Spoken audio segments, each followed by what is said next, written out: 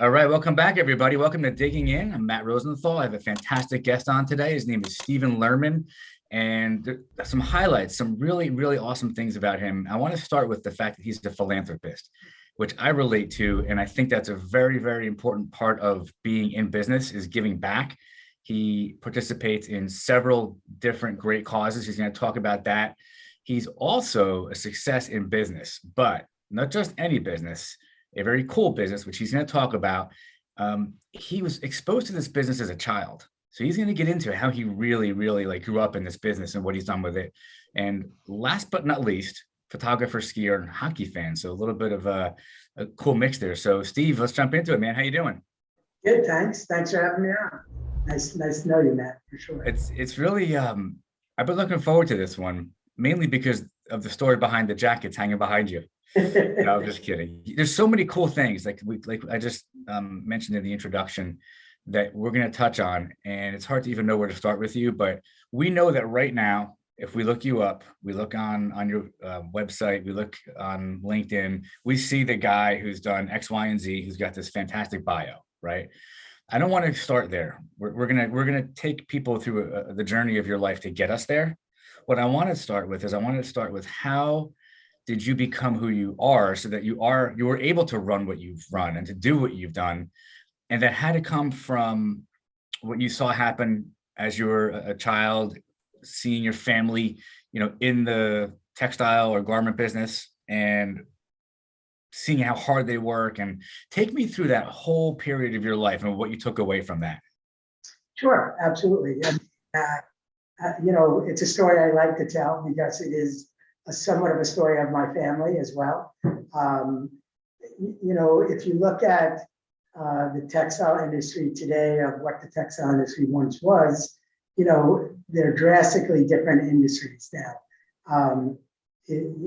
I started off actually, my grandfather started a business, and back then my uncle was involved in the business. My father was involved in the business. They had warehouses actually on the Lower East Side on Leonard Street. And that's where I actually started. I started in the warehouse loading woolens in like the summertime, which, if you can only imagine in New York City, it's about 1,000 degrees in a basement of a warehouse. And now you're taking these big rolls of woolens that are itchy and you're putting them in plastic bags and they're filthy and dirty. And then you're loading the truck.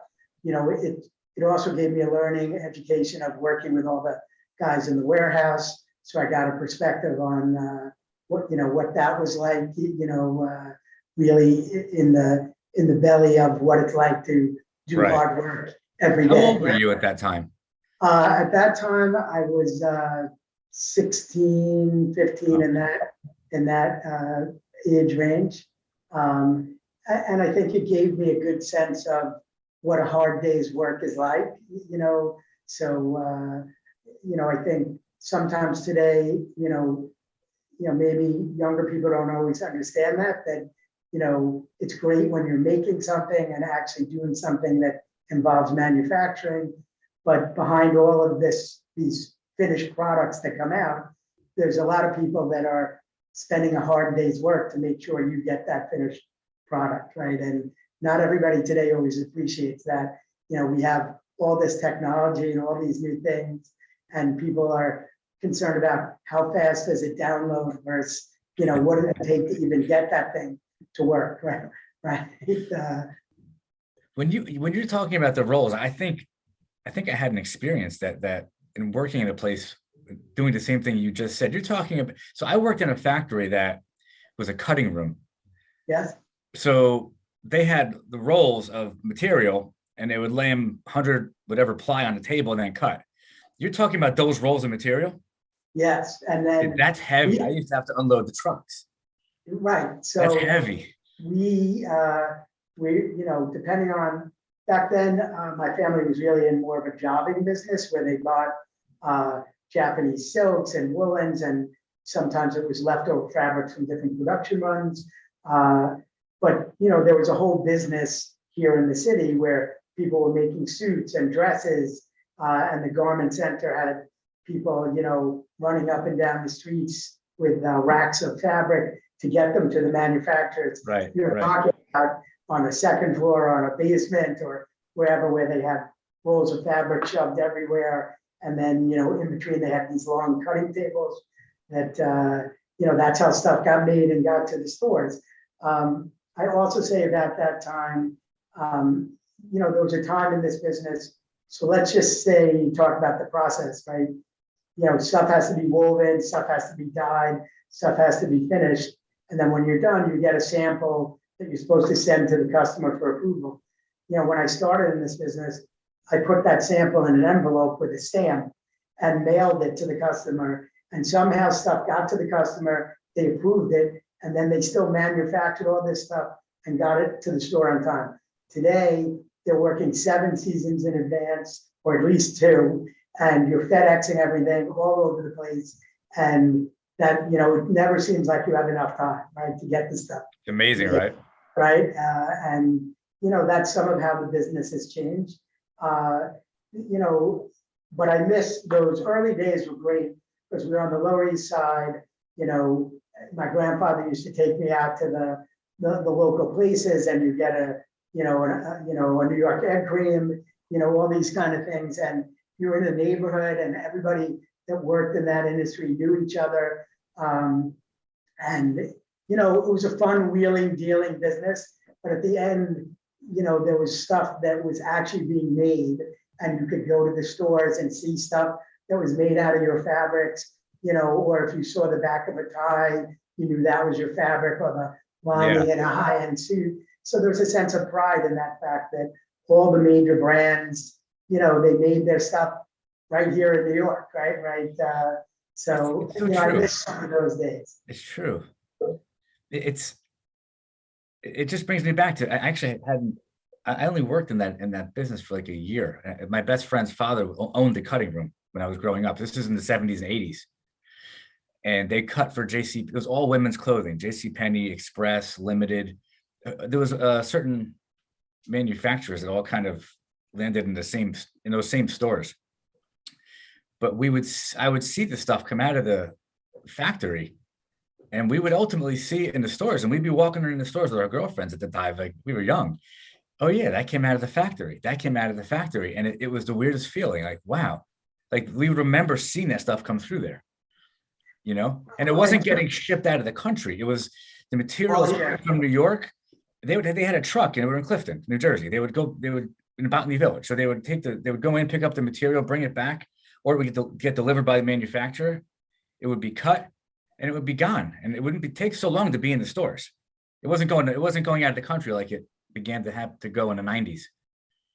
Right. And there was a sense of everything was made here. But also in those days with the dresses, like you see something on the runway, they'd have some version of it in the stores, 5 to 8 weeks later. Quickly. It was in the store immediately. So you got to see the manufacturing process at 15. Oh, I mean, you saw it, but you were working there at 15, 16, but you grew up in this. So I'm guessing, tell me if I'm close, that you said it was a family business. So your grandfather, I don't know if it was your father or your uncles, but you saw people getting up early in that business, going to work, right? I mean, there's long hours. Every day, right? And back then I grew up on Long Island. So back then we were taking the train in, Right. And that was a whole, a great thing. You with all these people going to work on the train, right? Again, there was a, camaraderie, like people went in on the train every morning together. They knew each other. People went home on the train. You went to certain towns or you were on the same train line. People knew each other, even if they weren't in the same businesses, but, you rode the trains every day with a similar group of people, right? So, that was a nice thing as well. When you mentioned the trucking, right? So just one funny side story. So as you're, in the heyday of the garment center, when all the fabrics were coming from mills in Massachusetts or New Jersey, that's, most of that stuff was still done in the Northeast, right? Later, for better labor, a lot of the plants moved down south. But in those days, you had G&G trucking that delivered everything, and everything had an inside the garment center delivery charge. And that's how you got anything you wanted delivered into the garment center. And G&G trucking was Gambino and Gambino. So the $35 inside the garment delivery fee went to one place, right? Right. So It's funny. I haven't heard that. I remember G&G, and I haven't heard that since it's been 30 years since I've heard that. I haven't had a reason to think about it since then. but so, there was Also the garbage, also the dumpsters, by the way, now that we're talking about it. I remember days like where my friend's father and his brother, I mean, they started their business. They were from the Bronx. There was a bunch of brothers. So they all knew the people you were just talking about. And I just remember that whenever there was garbage, it had to go to a certain person. And it wasn't only that, it was the extra material that landed on the floor that got put into a baler. And it would be like bales of hay, but it was bales of material. And that had to go specifically to somebody else back in the city. right. And you weren't asking who, you were sending it where it was supposed to go. And even when they had at the mills overruns and extra fabric or that they did better on working lots or whatever it is, that also always went to certain places, right? And that was like an all cash business back then. I got to follow you on this path for 1 sec because I hadn't planned on talking about this, but it's interesting to a lot of people. I was around it and you were around it, obviously. And I didn't know this was going to be a common conversation before we started talking about this piece, but that element was so prevalent when, so the place I worked was, as I mentioned, was my best friend's father's business, but I grew up in his house. I mean, I grew up in his world from the time I was like 3 or 4. And that element was always around the house, around the factory, around the business. And after a while, it changed. And I remember around the 90s, the whole business changed. And it began to be bigger companies were getting involved. Everything was being shipped out of the country. Do you think that influence still is in place? Was it even possible for that to still be in place? Today, no, not like it was in those early days. And if you think about it, a lot of the mills and things that were involved, they don't exist anymore, right? You go into even our plant we have a union plant in Rhode Island, right? It's a typical old school plant, right? Part of it went back to the 1800s when it was a woolen mill. Then they added a building, but the plant, has totally changed and the business has totally changed from that side of things. It has. So it's now just there's more corporations involved, there's still a few niches of some family-owned things here and there, but you're not wrong. Like if you go to the garment center today, it's there was a company, that were a few people that had a great idea. Then that company got bought by a bigger company that then potentially got bought by an Asian company, and that's kind of what happened to the industry. To me, the industry used to be, here's this product, how can I make it faster, better, or cheaper? What's there to do to improve on the product? A lot of those companies that figured out how to improve on the product then got bought up by a bigger company who was worried they were going to take their business or thought their idea was good, and if they had the right amount of capitalization, they could sell a lot more of them or make it more global and things like that. So, it's definitely been, from those days to now, a change in the industry. And really, if you were an old school thinking business person in the textile industry, a lot of those people were like, I want to sell 100,000 yards of one fabric and that's it, right? All those people that had that mentality of that's the way I'm going to do it forever, most of those places aren't around anymore.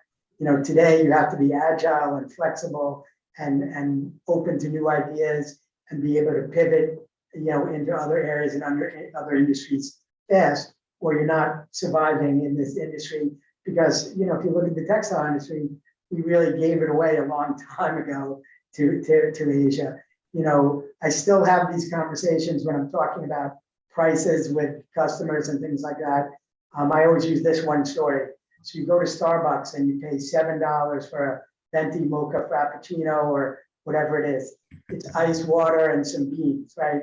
And it takes no time. Now you look at a fabric, there's 20 steps in weaving, there's another 20 steps going through giant machines in manufacturing. It's amazing that everything comes out as consistently as it does and as close as it does on a regular basis. But they're like, I don't want to pay more than $3.50, right?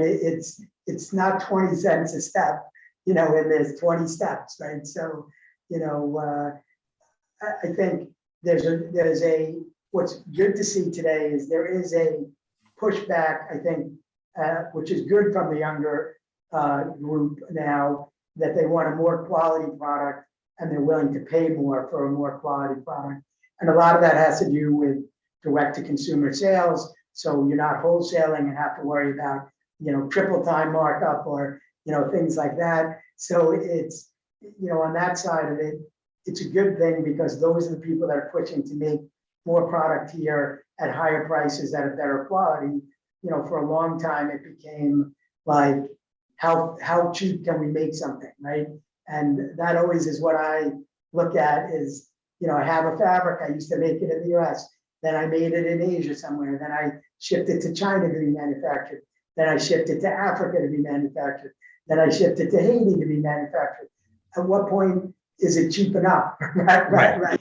There's a bottom somewhere. There's a bottom somewhere. What's enough? Zero, and you go to the stores and that same short or whatever it is, the price didn't go down, right? It just, they want to keep improving their margins on the retail side of things, so there was a time you quoted someone a price and then they figured out their cost based on the price you quoted them. Today, it's like, I have room to buy for fabrics in this price range. What do you have that fits in that price range that's similar to what I have, right? Or sometimes they take super expensive European fabrics and then they want to try to recreate them in other countries. And then eventually somewhere between the $20 fabric and the $2 fabric, you have something that looks similar, but it's really not the same, right? But maybe the end customer doesn't know, right? We gotta get into your story, but I have to ask you a question because now I'm really curious. I bought I know that I massively overpaid for a pair of sneakers the other day, right? And I knew I was paying for the brand, the name. So I tried these sneakers on, and they're like, they're like, they feel like I never felt anything like them before. Now I still know that as good as they feel and as good as they look and all that, and the name that's stamped on the outside, there's no way that those things cost. I'm like, okay, I paid $750 for them, and I'm thinking they must have cost $50 to make. Like where in there? Like, what's the reality? If you buy a pair of like stupid name brand sneakers that are not for running, they're for going out with a pair of jeans and a nice shirt that you pay $750 for, what do they really cost? And I'm not saying the name on purpose. No, I hear you. I usually take the retail price and divide it by 3 and then divide that in half. So, okay. Wait, so I'm not good at math. So what is that? That's it's like 250, right? 240, something like that. And you divide, so it's 125 it costs to make them. Again, depends Probably on less. Yeah, probably less, right? Because the question is, did you buy it at like a department store or did you buy it direct from the brand, right? If you bought it from the department store and they bought it at 125, it means that the manufacturer made it for half of that, right? I bought them at the actual store of the brand, like the brand store. So that's even a little more frustrating because really, I really got it's not a wholesaler in the middle. So that means all the way from whatever that FOB net cost was, they have all the margin, right, is going to them, which is why a lot of brands like to have their own stores, right? Because they cost the same. I do my research. They cost the same everywhere. So whatever the MSRP is, everybody's charging the same thing. So I bought them at the store, but I'm like, there's no way. Like, first of all, why would I do this? But I did it. I reached a point in my life where I'm like, you know what? I gotta enjoy myself here. I'm working like a maniac, so I want to have some nice stuff. But I still can't get past the fact that like, there's no way these cost like anywhere. And I was guessing maybe $50 to $100. So yeah, too they far weren't far off. And in general, like, places, they like I to gotta make go. I'm going to return these things. I'll be back. Right, exactly. Go return them right now. But listen, you're not wrong, right? Some brands, right, you're paying for the quality of the brand and you're paying for the brand name, right? If you have a pair of jeans, there's jeans for $19 and there's jeans for $1,000, right? Yeah. It's, some you're paying for the name, some there's definitely some better features to them. And then it's a matter of also how many did they make, right? The more they produce, the cheaper the price is. If they made 300 of them and it's part of a collection, that price is going to be significantly more. And when you get into the high end, designer things, certain things, they have people making that stuff by hand. But I understand as someone in the business and that knows like the general idea of what fabrics cost and things like that. You have it on parkas, right? All of a sudden, a parka that used to be $250 is $1,000 because you put someone's brand name on it, right? Yeah. So everybody out there, whoever watches this, who goes to buy, like, I'm making this up now, like a Louis Vuitton bag or a Gucci belt or whatever, we know that the formula is probably the same, right? Divide it by 3 and cut that in half. Yeah, I mean, and say, you still really some want of those the places, belt. Yeah, the only thing I tell you, some of those brands are paying, using much nicer fabrics at much higher prices than some of the there is a difference. There is a difference. But then it's like, where's that gap of like, all right, it costs this, there's a reasonable markup, and everything beyond that is just, they really got us as human beings with the desire to have that feeling that they're selling, Right. Well, there's what I call luxury brands, and people feel like I'm living a luxurious life if I have those brands, right? Right. Part of the image of who you are, right? There's other people that, may be worth a lot of more than other people, and they may be walking around in t-shirts because they're comfortable with that, that idea, right? To me, there's always people that have less than you. There's always people that have more than you. And you just have to be happy in life with where you are, and that you're living a good life. And, you have good people and good family around you, right? Especially today, you're healthy, everything else after that is a bonus. I'm really happy you said that. It brought us back to like a good place. My curiosity about the pricing, was just like, you hit on something. I'm like, I gotta know how this works. So I actually left off with you being 15, 16 years old and working with your family and seeing that all happen. Obviously, you followed in the footsteps of your family in the family business. You saw the manufacturing process, and you took us through that, and you saw how things kind of, where they start and how they end up in the stores. And you made a good point. Most people take that for granted, but you were able to see that, not just see it, but to actually internalize that, because of generationally you're involved and your family is like doing this. And so it's not even something you can even necessarily explain so easily how important this business is to you, but to people that don't understand the hard work that goes into it. It sounds like it molded you in a lot of ways. So take me through that, your teen years, getting into college, like getting to the family business, because I already know you're a hard worker now. Well, so, for sure, it gives you a work ethic, right? Because now you're starting at the bottom, right? A lot of people today want to start in the middle or want to start as president, and they don't want to do the hard work, right? But there's something to be said about starting at the bottom, and understanding what goes into, even shipping, right? Everything we ship in this country is by truck, right? And now you have a shortage of truck drivers, right, to deliver the stuff. And it's causing all sorts of delays.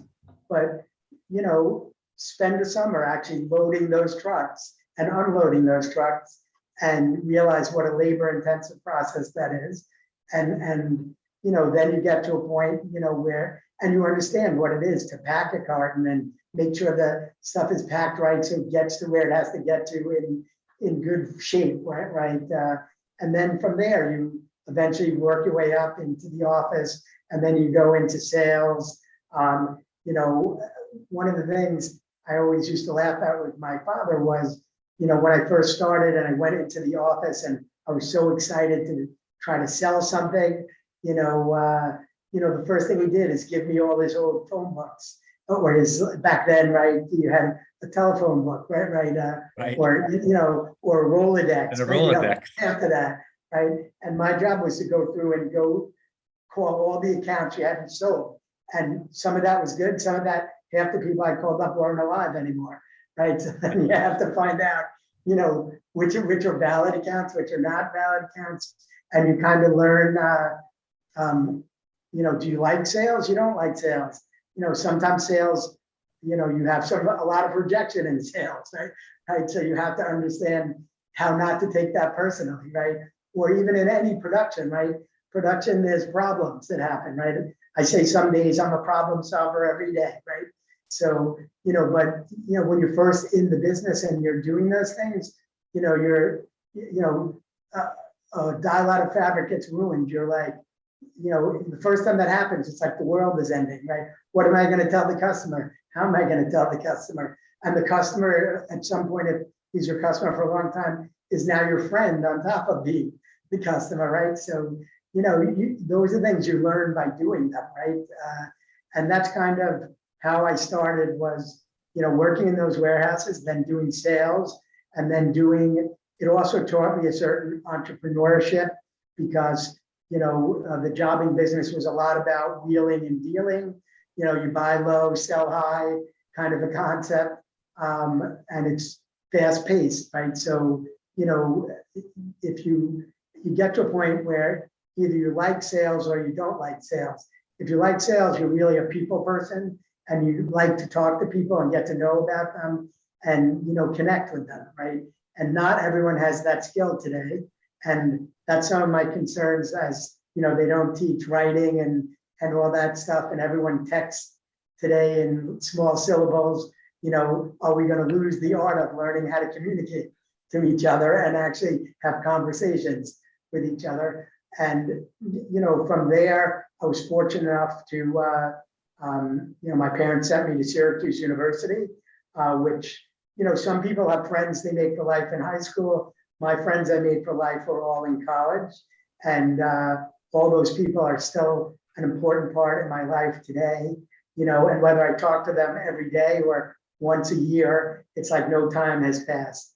And they're there for you in the good times and the bad, and that's when you have a real friend, not someone that's For sure. an acquaintance, right? And and I was fortunate enough there at Syracuse.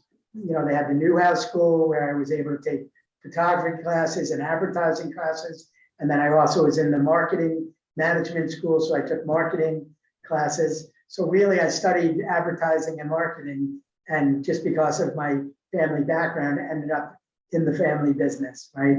So my family business that was originally based on Long Island after it moved out of the city from the Lower East Side in 1990, got bought by a bigger company, which, there was some good and bad to that.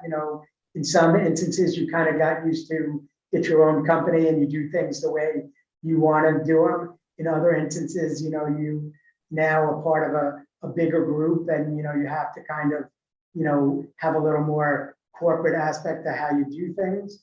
And in the beginning when we came, it was an adjustment, definitely, because I think when you have your own business, you're used to making the decisions by yourself and you live and deal with those decisions. And sometimes you make great decisions. Sometimes maybe you miss a few times, but you learn from those misses, right? That's the key right there. You have to make those mistakes. You learn from the misses, right?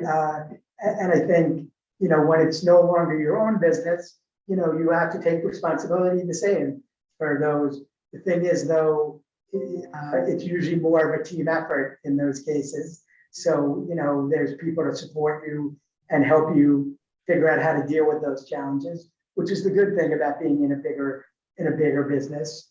You also then, have more ability to do other things, right? So when I started in this business, I really did a lot of wheeling and dealing, price point kinds of things.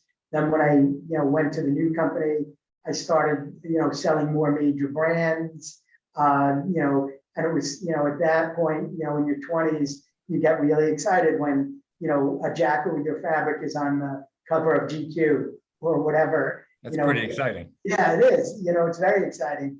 And you're going to fashion shows and things like that. And then you get into the manufacturing of the product and you see even more what goes into making things. So, all that is knowledge you get by doing it.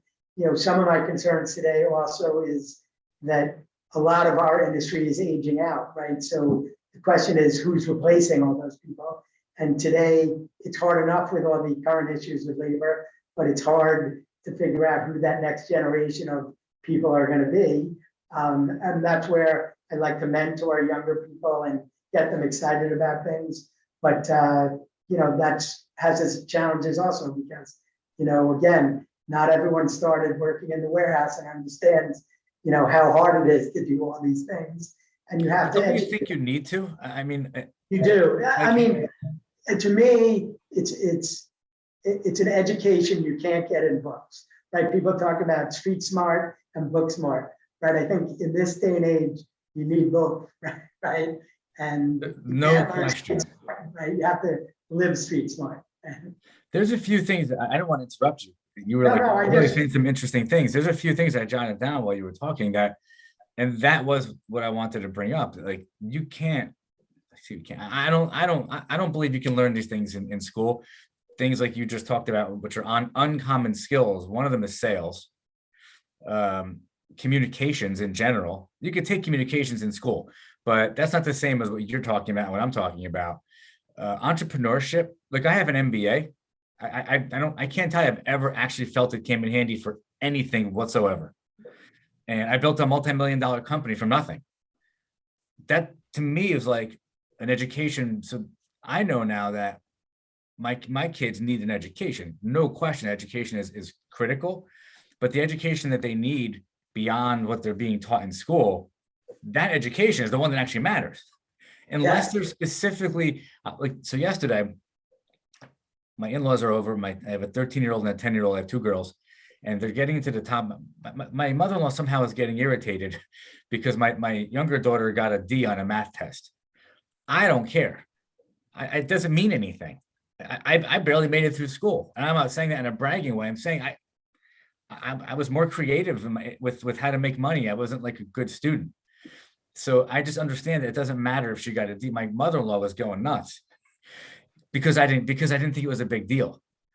And my wife didn't think it was a big deal. Not that we don't think she should do well, but we were like, it's one test. Maybe she's not a good test taker. Who knows? It doesn't determine her life. And I looked at my mother-in-law and I said something which I probably shouldn't have gotten into because she doesn't understand, which was the skills that she needs to learn. She's learning from me and my wife. She's learning them at home. She's learning them by watching what I do in my business. She's learning them by experiencing how we live. And they don't teach you that in school. And so it's a big topic in my house because I talk about it. But I'm a firm believer in what you're talking about because it's the reality. And it's hard for the average person who has followed that path that's laid out for all of us. Go to school, get a job, get your 401k, everything that like Robert Kiyosaki talks about in Rich Dad, Poor Dad. That whole line of thinking is not designed to create business owners. It's designed to create workers. Yes. Right? Yeah, for sure. And even what you're talking about is life skills, right? Where in school do they teach you how to balance a checkbook? They don't. How to get life insurance, whatever it is, like the core essentials that as someone that's going to want to build wealth or do things, has a starting point and a ground floor, right? They don't that most people you ask say they learn those things from their family or their parents. We're like, oh, you should do this, you should do that, you should open an account, you should, right. Nobody, even you're buying a house, right? Who teaches you how to fill out a mortgage application, right? There's not those aren't classes in college or high school, right? Even when I went to high school, we had shop class. At least they taught me how to change the bicycle chain and re-grease the chain or change a tire, right? My favorite class in high school, I swear to God, was auto shop because I got to bring my car in and we would change the brakes. I always volunteered to use my car, like for the Right. kids to learn how we could change my brakes, we could change the radiator. And I was learning, but I don't even know if they do that anymore. I have no idea. I don't think they did, right? Even, right, we probably had home ec classes, right? So they at least taught you how to They cook taught us how to something. sew. Right, exactly, right? So the button came off, you knew how to sew it back on, right? Right. But you also, I don't know if you use these words, you didn't, but I took from what you were saying, wisdom also. The experience is what you begin to get, like a gut instinct. You begin to get, you just sort of know, yeah, that's a good idea, it's a bad idea. You can't just skip putting into 10,000 hours. Like you do have to do it. Thanks, Anthony. You do have to put the time in, and you do have to get that sense of confidence and wisdom, which you can only get from experience. And to your point, driving, loading the trucks, you didn't say it, but driving the forklift, maybe driving the truck, working in the office, maybe working at the cutting room table. It doesn't matter. When you've done all of that and you put years in, I don't know how you could have done what you did if you didn't do that. Right, it's, and I think also during that time, you learn people skills of how to deal with all different people from all different backgrounds. And, I think some of life is understanding, there's all different kinds of people, right? There's people that everything is the negative side. There's people that are very positive. I always choose to be very positive. The glass is half full with me all the time. I can feel it. It comes through the screen. And some people, look at people and they're like, oh, I don't know how you deal with that person. Because no matter how good or bad you think a person is, everybody always has some good points, right? Not everyone has enough to say they're the greatest person ever. But, you can always look at people and find something good about them if you want to, right? For sure. But that's part of people skills, right? And learning to talk to people. And, life is not always, you get to pick and choose who you work with or, who you have to deal with on a daily basis, but you have to figure out how to work with those people. And if you have no people skills or no understanding of, what's good about them and, or even a desire to find that out, you're not going to be able to work well with others. I always say, I like sales. I could probably sell anything. It doesn't matter. I just happen to say, I like to say I'm a marketer that sells textiles, right? But I really would be happy selling anything. Right? Something that I think we might have skipped over. You had the family business, but then you said it was sold. So were you somewhere in there where you were running the company? Well, somewhere in there, my father, my brother, and I were running the company together. Yes. So you learned. That's what you learned, how to even get to that point. You didn't just go from No. loading trucks to selling the business. Like you spent so much time. So tell me a little bit about what it was like for you to run the company, and even those skills, like even how you maybe went to some of the things you had learned early on to help you run the company with your family. But then even as you moved past that and sold the company, like the entrepreneurial sort of leadership CEO side of things is also a skill that you can learn. That you can learn, right? And I think, so, when you're in a family business, right, you sit and you analyze the numbers, but it's in a different way, right? It's not so much,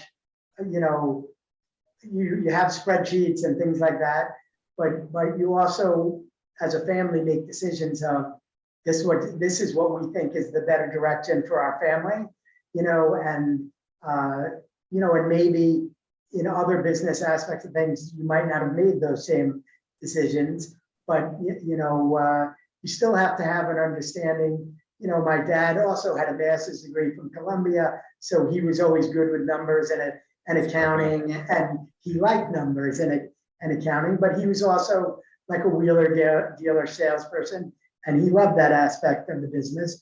My brother was always more of a numbers guy, so he helped more on the numbers side, and I was always like a salesperson, so I helped on the sales guy side of things. But that's what made it a good family business is we all had our strengths and we all, sat down and talked about, here's some opportunities for us. Are these good opportunities for us? Are they bad opportunities for us? Or, how can we do things creatively?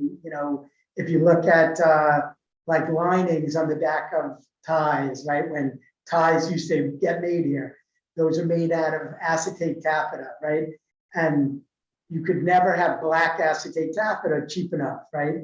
So because it was the lining of the tie that nobody saw, we had an idea where we were going to take all the short pieces, sew them together and then dye them. And then you had a lot more seams in the goods, but you had the, goods that were at a much cheaper price than anyone else. And for people making ties, they were happy to have those goods and cut around the seams, and it became a whole business until the tie business went away.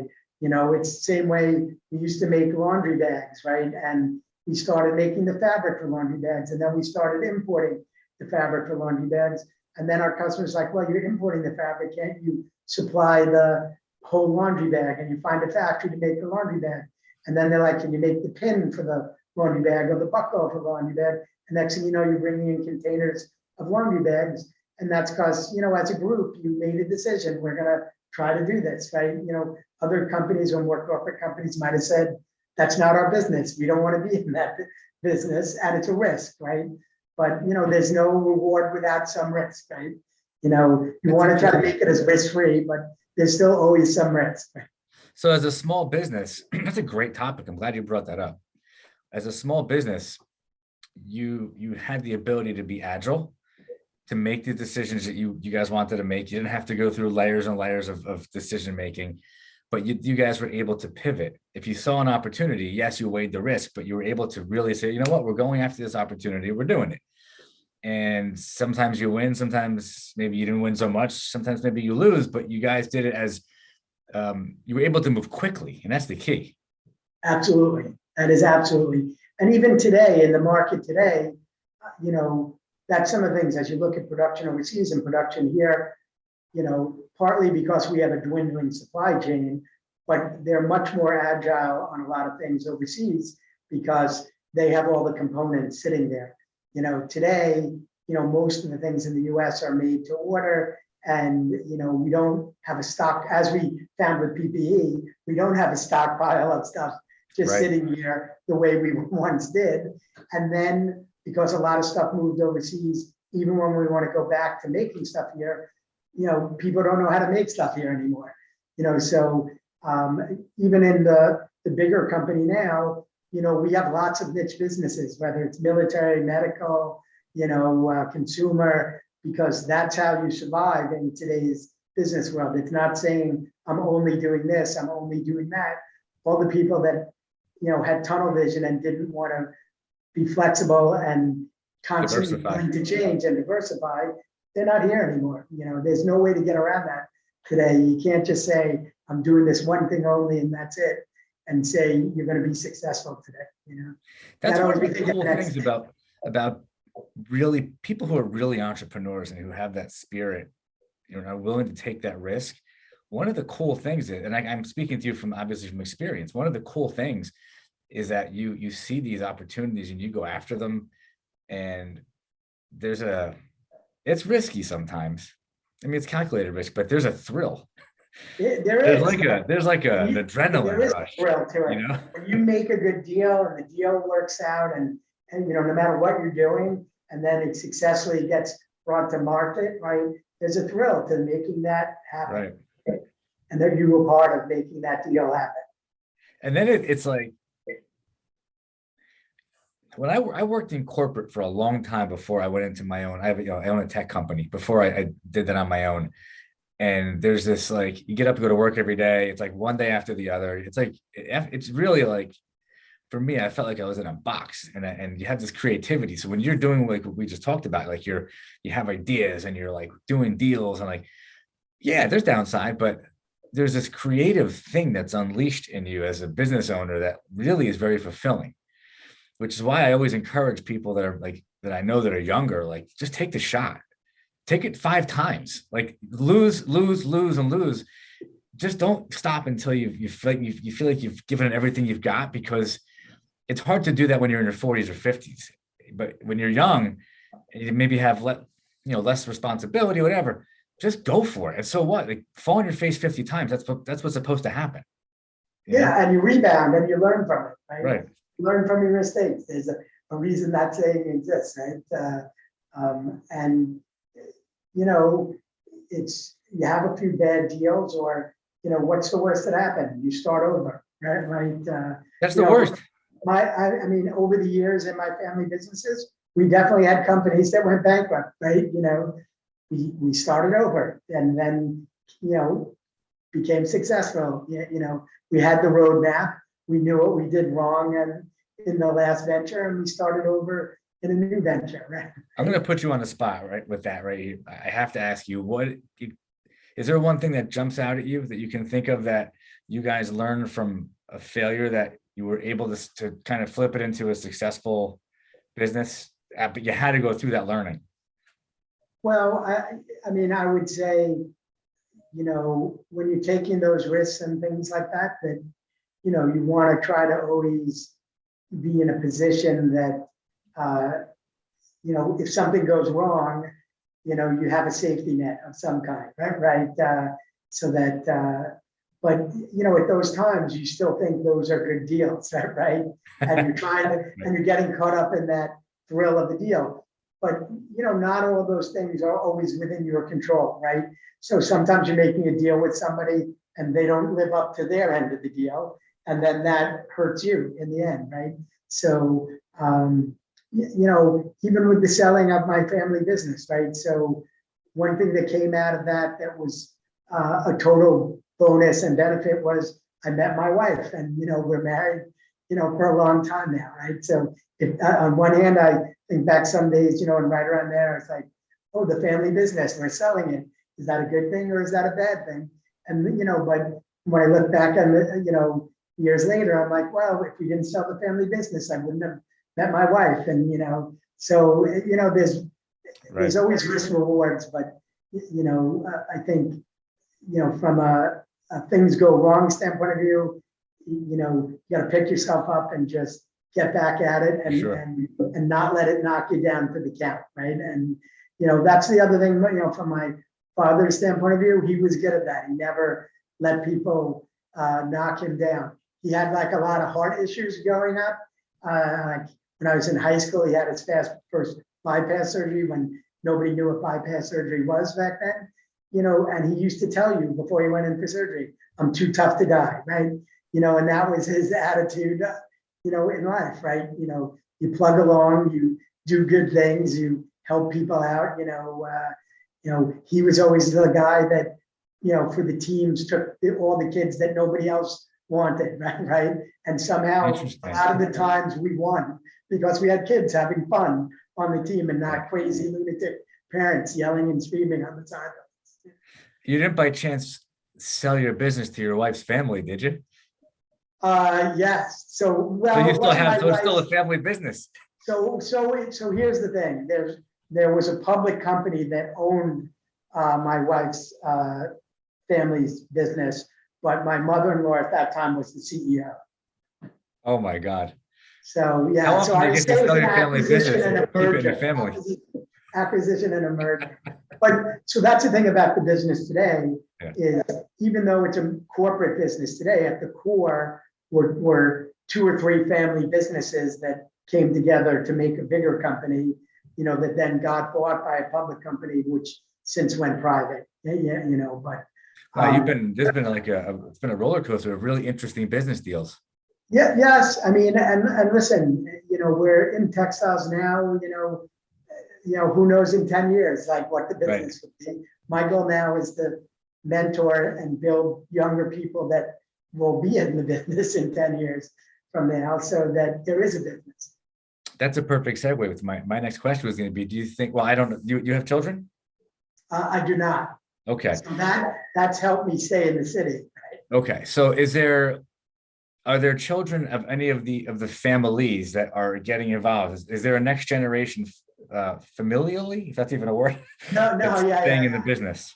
all of those family core members that were in the business in the beginning, a lot of them are still here. We're just my age or older. Right.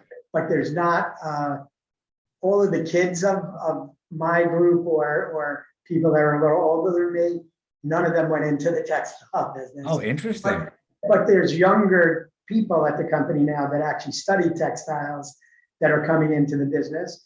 And some of those have recently had newborn kids, and we keep teasing them. They're going to be the next generation of kids to come work here, right? So get them started now. Right? Get them in the warehouse as soon as possible. Right. Get them to the plant, get them to the warehouse, and and listen, who knows? Like as automation gets better, certain manufacturing things will come back here. I just always think we're better as a country when we're making things, and there's nothing more that gives you more of a sense of pride than when you actually are making something that has a value and a purpose, right? I think some of the issues you see now is we got away from making anything, right? We're in services. We're in services now of whatever kind. But even if you look at all our tunnels and bridges and roads, there's plenty to do just there. How has all of the issues with supply chain been impacting you guys? It's a big challenge. So what I would tell you, our industry, like I said, we've always been problem solvers. You have a lot that falls out, or you can't get a coating or dye or something. In the past, maybe it's been one or two things. The problem in the last 3 years, it's been 15 things. And right now we're doing a great job as a group of, weathering and moving through even with those challenges. But there are challenges, right? So if our stock programs used to bring in inventory for 2 months, we're bringing in inventory for 5 or 6 months because it takes, another 90 days for the boat to get here, or the boat sitting in Long Beach in the water for 5 weeks waiting to get into the port. And then once it gets into the port, there's no truck to take it anywhere. So those are all, and that leads to, you can't, your dye or your coating or your finish is, not coming when you thought it was going to come. But through all those things, we are still profitable and moving forward and making money. But, a lot of that is just the experience of, our business has always been like this, right? If you wanted to be if you're looking as a banker to say, I want to be in the textile business because every year it goes like this, that's not the textile industry. You're in the wrong business. Right, you're in the wrong business. There's ups, there's downs. And when you're here, you understand that when you're here for a period of time, and you know how to tighten your belt and weather the bad times and share in the good times. But I would say, right now with everything going on, like I don't see those supply things getting better till maybe later this year. And it's a challenge for every industry, not just our industry. And that's the only thing that's potentially helping, because everyone's got the same issues, right? Costs are up on everything. Fuel is up on everything. Shipping time is longer. But on the other hand, if you're a business that sells things, online, and you had good online, you thrived in this business as long as you had the available inventory to sell. You had banner years in the last 3 years. Yeah. Right? It's interesting to see who did well, who struggled, and like who was prepared, who wasn't, because nobody was preparing for the completely whoever would have thought, but a lot of people did well, and a lot of new industries or businesses popped up. And and a lot of people got into industries that they were never in, right? People started making PPE stuff. They never made PPE stuff ever, right? So, and maybe they were very successful, and they're going to continue to doing that, right? So, but these last 3 years have definitely been challenging, and I think this year will be better, but it's still going to be challenging. I want to wind it down with you talking to me. There's too many of these for you to pick from. What is it that you really feel strongest about with the time or money that you invest in philanthropy? You have different causes. I think it's we as a group always are like, you should give back to the communities you're in. And I feel that way both personally and from a business standpoint of view. Life is not all about just making profit, right? Right. And I think, again, as that comes from a kid on, right? When, my father, like I said, was active in like the police athletic leagues then. And, from that, I used to like do Special Olympic things, dance marathons, all those kind of things. And I think that instilled in me that you should always have a sense of giving back to things. And even in our company side of things, I mean, we do great things, right? Some companies are basically like, here are the 3 charities. You must donate to those, and that's it. We've never been like that, right? Our thing is, if people that work here have a cause or a charity they believe in, go for it, right? And we'll help with food drives, we'll help with jacket drives, and then we even have a matching thing where, up to another, $750, $800, we'll match whatever donation you make. So it really lets everybody in the company give back to causes that maybe are personal to them, or just that they feel good about supporting those causes. And, for me, like I had diabetes in my family, so I always try to support diabetes. I told you my dad had heart issues, Right. And so, the American Heart Association, things like that. You look at the city right now, there's a lot of homeless, a lot of issues there. So, my wife is big on doing food drives and giving to the local food banks, which, those sometimes are more rewarding than any money that you can make, right? Doing those kind of things.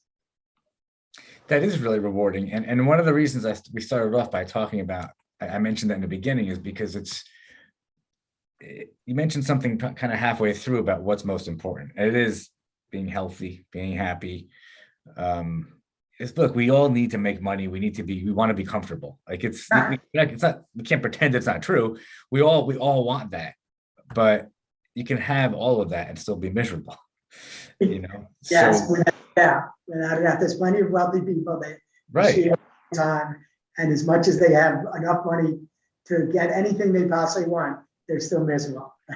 And one of the ways, I mean, I'm speaking from experience, but my own experience, one of the ways that I am most fulfilled is when you're helping other people. So I thought it was cool just when I learned about the different things that you guys are involved in, that is what it's all about. I mean, you go to work, you make money, you guys are making products, you're mentoring, but at the end of the day, we only need so much. And so it's really about giving not just money, but it's also giving time. And I think that's a great message. It's it powerful. Is. And the other few weeks back or a month back, I was reading there was a house in LA that sold for the most ever. And the house had 45 bathrooms, right? Right. What house needs 45 bathrooms, right? Well, it's just, if you have that much, how much good you could do for other people. Right. That much, right? Absolutely. Tell me quickly, the last thing, tell me about the jackets hanging up behind you. Tell me about what you got, like, what are some of the cool things you guys are doing right now? In those jackets are, we worked with our customer, Ralph Lauren, and we developed the fabrics for both the opening ceremonies and the closing ceremonies of the recent Olympics that just ended yesterday. So Team USA, the first one is a anorak, the second one's a parka. Before that, we did the ones for the Pyeongchang Olympics. So that's an exciting thing. Over the years, we've been, different people have made sculptures that of our fabrics that have been in Rockefeller Center and are like 50 feet tall. I mean, it's, all of the big outerwear brands and things we sell to, again, you have celebrities wearing those jackets, there's, and those things are, nice to just talk about. But again, it's, I'm always like, what's a good program for the business, right? My early days where I used to get excited about being in the news, I like that, don't get me wrong, but I'm also, it just takes as much time to do 1,000 yards as it does 100,000 yards. So, be mindful in your focus of things. But in today's world of social media, those things are very important. Also, having a good social profile, and it's not always easy for us to make textiles seem exciting, right? So things like that do make it exciting, and drive people to our social media, because they are like, it's great to see Team USA wearing our fabrics. Yeah, it is very cool. It's a sense of pride, and it's a sense of pride for the workers in the factories, and even with the workwear customers we have and things like that. They're all fairly big brands that we sell to. People aren't coming to us for cheap commodity fabrics. They're coming to us for value-added technical performance fabrics, which means we're selling most of the higher-end brands and things that you probably use all the time, whether it's for outdoor or active. And then, we even sell a lot of fabrics into hospital stuff. So I hate to say it, but a lot of times if I'm in a hospital, I'm checking like what's under the mattress, or, what the blood pressure cup is made out of. But, That's interesting. that's a different sense of, hey, help these patients, kind of a thing. Nurse comes in, like you're in the room and you got the mattress lifted off the thing, you got the sheet. Right. I'm like, oh, there's our fabric. Oh, they help transfer you onto the bed with our fabric, things like that. So That really is like one of the coolest things about making something. It's people just don't realize like what goes into it, and you guys have things all over the place, so you get to see it everywhere. I always ask customers that haven't been anywhere, or when somebody's starting in the business and they don't know, come visit, right? Because when you come visit and you see like that it's part auto shop and auto mechanics, and then you got all this thin stuff going through all these giant machines, it is a learning experience, and you appreciate things being made more, right? I think that's a good place to wind the show down. Sure. And I mean, the culmination is you're in a business that's not going anywhere. You need it's ripe for a new generation of younger people to come in who are interested in the textile business, who are trained in a variety of different things, right? It's not what it used to be, but at the same time it is. And I'm going to go back to a few of these things that haven't changed. Hard work hasn't changed. No. Getting up early, putting in the time hasn't changed. You can have an entrepreneurial spirit, and actually, if you don't want to be in your own business, you can still satisfy that spirit by working with a company like yours, because it gives you the ability to really like exercise those muscles. It does. So it's an interesting combination of all these different things, and you've gone through this whole journey from one end to the other: small business, medium, large, mergers, acquisitions, sales, the whole thing. And you get to sit there and with this confidence that that anybody who comes in right now who's younger, if they're paying attention, what they've got with you is a wealth of knowledge. Like it's like this is the Professor Lerman. It is, and I don't know. Like I still look at it as, I just started in this business, and it's not like I studied to be in this business, but through 30 years of being here, right? You learn a lot of stuff along the way, right? So that's it, Professor Lerman. That's it. On your Professor Lerman. I'm fine with that. Doctor of Textiles. Yes, I'm fine with it for sure. Listen, I mentioned earlier to you, I think off camera, that we do this because this is about giving back. We're just giving our time, and hopefully somebody watches this and they're motivated. And frankly, maybe somebody will watch it and be motivated to reach out to you guys and maybe want to work with you guys, or just learn more about your company. Where is it that you mentioned social media? Just share where you guys can be found. So we're on LinkedIn, where we obviously have our own website, and we're on all the social medias: Twitter,